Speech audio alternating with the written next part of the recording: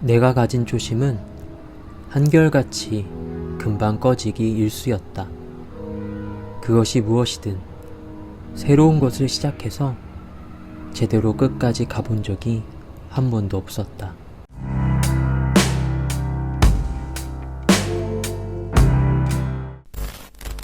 몇 년 전부터 취미로 글을 쓰기 시작했다. 도통 써보지 않았으니 처음에는 너무 막막하기만 했다. 무엇을 써야 하나 고민하기만 반나절이었고, 그러다가 어렴풋이 무언가 잡히게 되면 그것을 글로 써내는데 또 반나절이었다. 짧은 글 한 편 완성하는데 거의 하루가 걸렸다. 엄청난 글이 나와야 할 것 같은데 들인 시간에 비하면 초라하기 짝이 없었다. 분량도 A4 용지 한 장을 간신히 채울까 말까 한 짧은 글이었다. 그래도 글을 써내면 좋았다. 무언가를 해냈다는 묘한 성취감이 오늘 하루를 잘 살았다는 마음까지 들게 해주었기 때문이다. 이래서 글을 쓰는구나 싶었다. 글을 쓰는 것이 좋다는 것을 알면서도 꾸준히 쓰지는 못했다. 무엇을 끈기 있게 제대로 해본 적이 없으니 지속할 근력이 없는 것은 당연했다.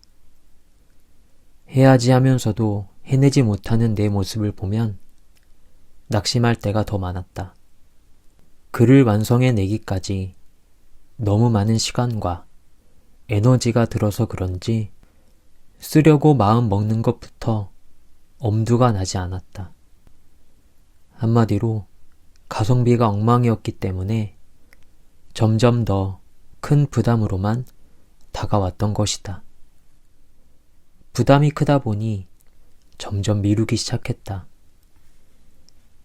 아침에는 저녁에 써야지, 저녁이 되면 내일 써야지 하면서 오늘의 나보다는 내일의 나, 모레의 나에게 기대기 시작했다.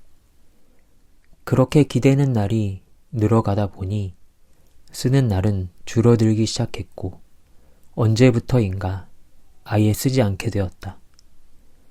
그동안 무수히 도전했던 다른 것들과 마찬가지로 나의 글쓰기도 이렇게 꺼져버린 불꽃이 된 것이다.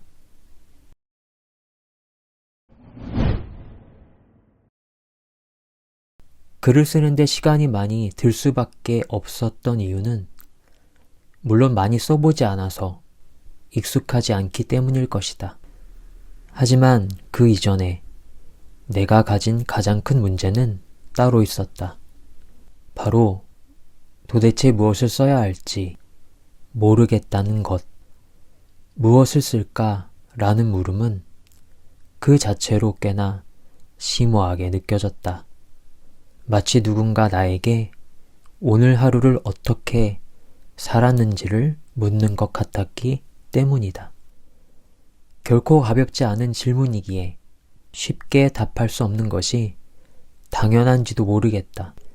한편의 글이라는 종착지에 도착하기 위해 꼭 넘어야 하는 큰 산처럼 나를 가로막고 있었다. 물론 무의식의 흐름대로 쓸 수도 있겠지만 그것도 한두 번이지 계속 이어가기는 힘들었다. 내가 쓰고 싶은 글은 마냥 가볍지만은 않은 것이어야 했나 보다.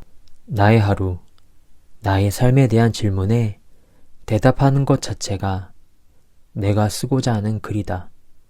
나에게 있어 삶과 글은 결국 떼려야 뗄 수 없는 아주 밀접한 것임이 분명하다. 그러고 보니 그나마 써왔던 글들의 대부분은 주로 일상을 담고 있었다. 하루하루 나의 마음속 가장 가득했던 무언가를 끄집어낸 흔적들로 가득했다. 글을 쓰기 전에는 그저 흘러가는 대로만 살았었다. 똑같이 반복되는 무료한 일상에서 삶의 의미 따위는 잃은 지 오래였다. 그냥 오늘 하루 잘 버티면 되지 하는 마음만 들 뿐 하루를 되돌아보고자 하는 생각조차 들지 않았었다. 무엇을 쓸까?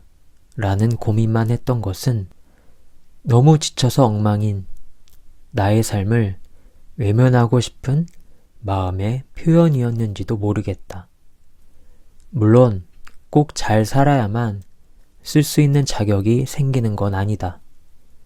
하지만 잘 살다 보면 더 잘 쓸 수 있게 되는 게 사실이다.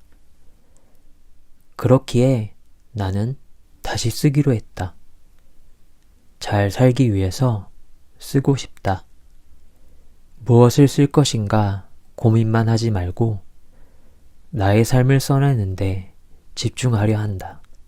내 일상을 있는 그대로 표현해낼 수만 있다면 누가 알아주지 않더라도 그 자체만으로 나에게는 좋은 글이 되기 때문이다. 할 수만 있다면 계속 쓰는 삶을 살고 싶다. 여전히 마음은 우울하고 일상은 여기저기 무너져 내렸지만 키보드 위에 손가락을 올리는 이 행위를 포기하지 않을 것이다. 주변을 바라보기에만 바빴던 시선이 모니터 너머 나의 내면을 향하도록 말이다. 잘 살기 위해 쓰고 잘 쓰기 위해 살고 싶다.